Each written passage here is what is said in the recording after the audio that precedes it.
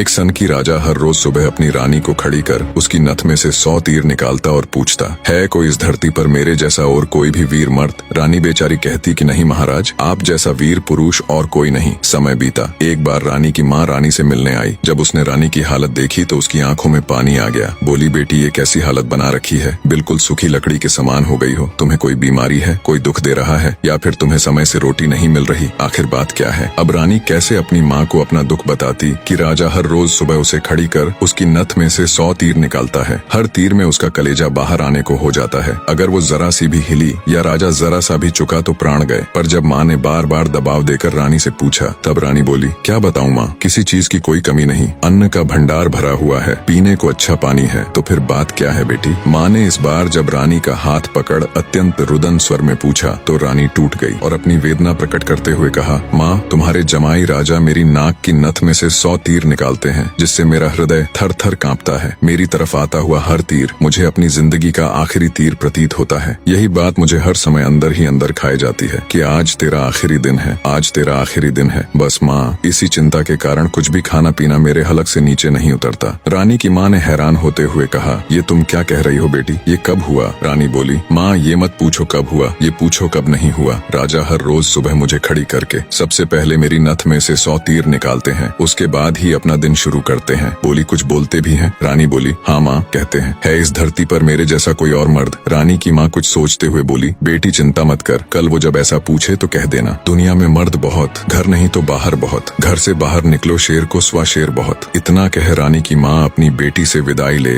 अपने घर चली गई। अब रानी को इंतजार था तो बस अगली सुबह का। राजा ने सोती हुई रानी को हाथ पकड़कर उठाया और कहा, रानी आ जाओ, समय हो गया। रानी ने सोचा, हे भगवान, बस आज और बच जाऊं, फिर तो जो माँ कहकर गई थी वो बोल दूंगी। और उठकर बाग में जाकर आंख बंद करके अपनी नथ पकड़कर खड़ी हो गई। राजा ने रोज की तरह एक के बाद एक 100 तीर रानी की नथ में से निकाले। तीर निकाल राजा बोला, बोल रानी, है दुनिया में मेरे जैसा कोई और शूरवीर मर्द? रानी हिम्मत जुटा बोली, महाराज, दुनिया में शूरवीर मर्द बहुत, घर नहीं तो बाहर बहुत, आप बाहर निकल के देखो शेर को सवा शेर बहुत। राजा हैरान होते हुए बोला, ठीक है रानी, अगर यही बात है तो कुछ खाने का सामान दो, मैं जा रहा हूँ बाहर शूरवीर मर्द देखने, मैं भी तो देखूं है कोई मुझसे ज्यादा शूरवीर मर्द इस दुनिया में। थोड़ा बहुत खाने पीने का सामान ले राजा निकल पड़ा। चलते चलते एक कच्चे रास्ते पर हो लिया। थोड़ी दूर ही चला तो आगे देखा, एक आदमी रास्ते के किनारे पर लेटा ऊपर की तरफ एकटक देख रहा है। राजा को बड़ा कौतूहल हुआ। ऊपर की तरफ देखा तो उसे सिवाय सूर्य की तेज किरणों के कुछ दिखाई नहीं दिया। गया जिज्ञासावश उसके पास और पूछा, क्यों भाई, ऊपर क्या देख रहे हो? काणे आदमी ने कहा, इंद्र के अखाड़े में परियों का नाच हो रहा है, वो देख रहा हूँ। राजा ने एक बार फिर से ऊपर देखा पर उसे कुछ दिखाई न दिया तो उसका आश्चर्य बढ़ गया। काणे आदमी ने ऊपर की तरफ ध्यान लगाए लगाए राजा से पूछा, तुम कौन हो भाई और कहाँ जा रहे हो? राजा बोला, मैं मालवा का राजा उत्पल राज हूँ, मैं दुनिया में शूरवीर मर्द देखने जा रहा हूँ। काणे को बड़ा कौतुक हुआ। बोला, तो थोड़ी देर मेरी प्रतीक्षा करो भाई। नाचते नाचते एक परी की पाजेब टूट गई है, वो नीचे गिरने वाली है, बस उसको लेकर मैं भी तुम्हारे साथ शूरवीर मर्द देखने चलूंगा। कुछ ही देर में आकाश से छम की आवाज से एक पाजेब नीचे आ गिरी। काणे ने उसे उठाया और जेब में रख लिया और बोला, अब चलो भाई मर्द देखने। मर्द कैसे होते हैं मैं भी तो देखूं। राजा के आश्चर्य की कोई सीमा नहीं थी। उसका अहंकार तो यही नष्ट हो चुका था, उसकी हवाइयां उड़ चुकी थीं। सोचा कि तू तो रानी की नथ से तीर निकाल अपने आप को सबसे बड़ा मर्द समझता था, तेरे से ज्यादा तो ये काणा है। एक आंख से अंधा होते हुए भी इंद्र के अखाड़े में क्या हो रहा है देख लेता है। अब राजा और काणा आदमी दोनों एक साथ चल पड़े मर्द देखने। राजा और काणा आदमी अभी कुछ दूर ही चले थे। आगे एक नौजवान व्यक्ति धनुष बाण लिए किसी की प्रतीक्षा में बैठा था। राजा ने उससे भी पूछ लिया, क्यों भाई, कैसे बैठे हो? व्यक्ति बोला, अपने दोस्त का इंतजार कर रहा हूँ। राजा बोला, कहाँ है तुम्हारा दोस्त? व्यक्ति बोला, मैंने 100 कोस पर तीर मारा है, उसे लेने के लिए गया है। इतना सुनना था कि राजा के पैरों नीचे से जमीन खिसक गई। कहानी को बीच में रोक आपकी जानकारी के लिए बता दूं, पुराने समय में दूरी मापने के लिए किलोमीटर या मीटर नहीं बल्कि तब के लोग कोसों के द्वारा ही दूरी को मापते थे। उस समय के एक कोस का मतलब आज के लगभग 3 किलोमीटर है। तो नौजवान व्यक्ति ने राजा और काणे आदमी से पूछा, तुम लोग कहाँ जा रहे हो? काणे ने कहा, मर्द देखने। उत्सुकतावश नौजवान ने कहा, तो भाई हम भी चलेंगे तुम्हारे साथ मर्द देखने, बस थोड़ा इंतजार करो, मेरा दोस्त अभी मेरा तीर लेकर आता ही होगा। राजा बोला, 100 कोस से आज ही थोड़े न आ जाएगा, उसे तो कई दिन लगेंगे। नौजवान ने मुस्कुराते हुए कहा, नहीं मान्यवर, उसे 100 कोस से जाने और आने में सिर्फ 1 घंटा लगता है। थोड़ी ही देर में एक लंगड़ा व्यक्ति नौजवान के द्वारा छोड़ा हुआ तीर हाथ में लेकर आता है। अब राजा को काटो तो खून नहीं रानी की नथ में से तीर निकाल खुद को मर्द सूरमा समझने वाले राजा को अब एक से एक बड़े सूरमा टकरा रहे थे। वो जिस बिल में हाथ डाल रहा था वहीं से सांप फुफकारते हुए निकल रहे थे। एक काना आदमी जो एक आंख ना होते हुए भी इंद्र के अखाड़े में परियों का नाच देख रहा है। एक युवा पराक्रमी नौजवान 100 कोस तक तीर मार रहा है। एक अपाहिज लंगड़ा आदमी 100 कोस की दूरी सिर्फ 1 घंटे में नाप देता है। बोझिल कदमों के साथ राजा अब उन तीनों के साथ आगे चल पड़ता है। चलते चलते वे एक नगर में पहुंचे जहां एक राजा की लड़की का स्वयंवर चल रहा था। स्वयंवर की शर्त थी कि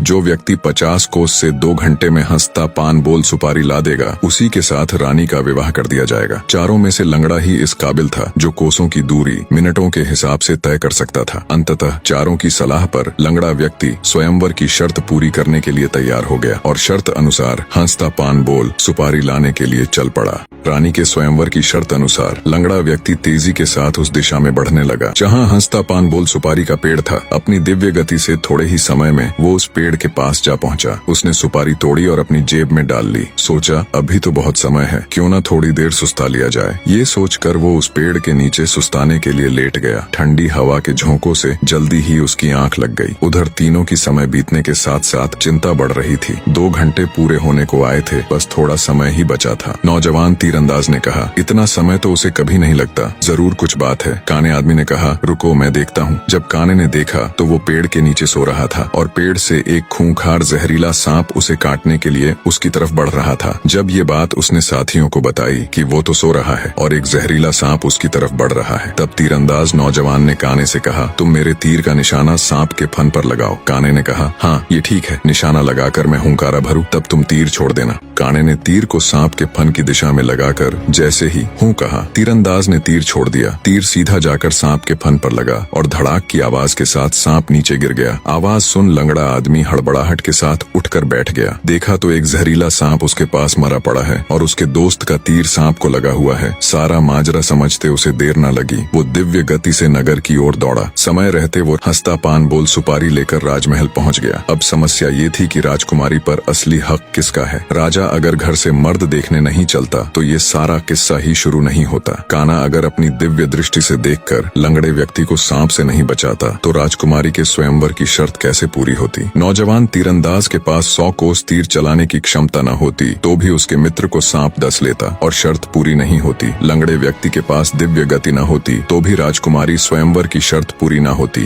राजकुमारी का पति कौन होगा? जब इसके ऊपर उनमें आपस में सलाह मशवरा हुआ तो राजा को ही चुना गया, क्योंकि ये सारी कहानी ही उससे शुरू हुई थी। पर राजा ने अपनी सारी बीती बात बता कहा, मैं पहले से ही शादीशुदा हूँ, इसलिए मैं राजकुमारी से शादी करूँ इसका सवाल ही पैदा नहीं होता। मैं तो तुम सबका शुक्रगुजार हूँ मेरा खोखला वहम तोड़ने के लिए। काने ने कहा, मैं तो इंद्र के अखाड़े में अपनी परियों के साथ ही खुश हूँ और वैसे भी मेरे दिन अब उस ऊपर वाले को याद करने के हैं। बारी आई युवा तीरंदाज की। उसने अपने मित्र से कहा, मित्र, राजकुमारी के साथ तुम्हारा विवाह होना चाहिए, क्योंकि तुमने ही स्वयंवर की शर्त का सीधा पालन किया और राजमहल में शर्त अनुसार हंसता पान बोल सुपारी लेकर आए। इसलिए शर्त के दृष्टिकोण से देखें तो राजकुमारी पर तुम्हारा ही हक बनता है। तीरंदाज की बात सबको सही लगी और सबने सहर्ष सहमति जताई। लंगड़े व्यक्ति के साथ राजकुमारी का विवाह हो जाता है। सभी बहुत खुश थे। राजा सभी को अपने राज्य आने का निमंत्रण दे खुशी खुशी उनसे विदा लेते हैं। अपने मन में वो अब कभी रानी के साथ दुर्व्यवहार न करने की शपथ लेते हैं।